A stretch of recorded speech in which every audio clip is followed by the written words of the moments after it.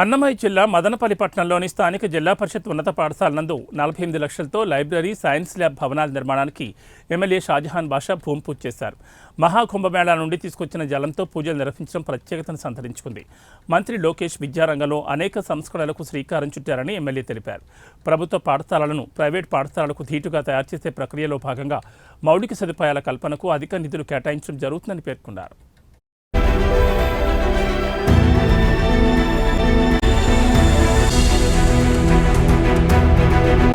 ZP high school జిల్లాకి ఒక ఆదర్శవంతమైన స్కూలు.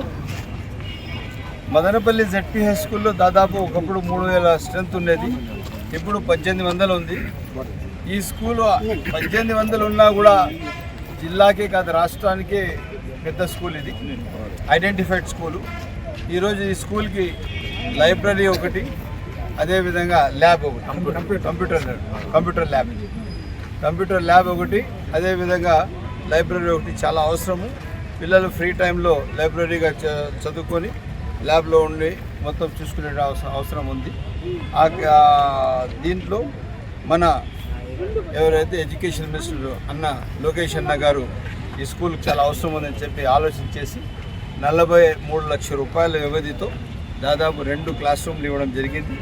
ఒకటి ల్యాబ్ రూము, ఒక కంప్యూటర్ రూమ్, రెండు కూడా నేను ప్రత్యేకంగా, అదేవిధంగా లైబ్రరీ ప్రత్యేకంగా అన్న లోకేష్ అన్న గారికి ధన్యవాదాలు తెలుపుకుంటూ ఇప్పుడు భూమి పూజ చేశాము. భూమి పూజ చేస్తూ మనం ఈరోజు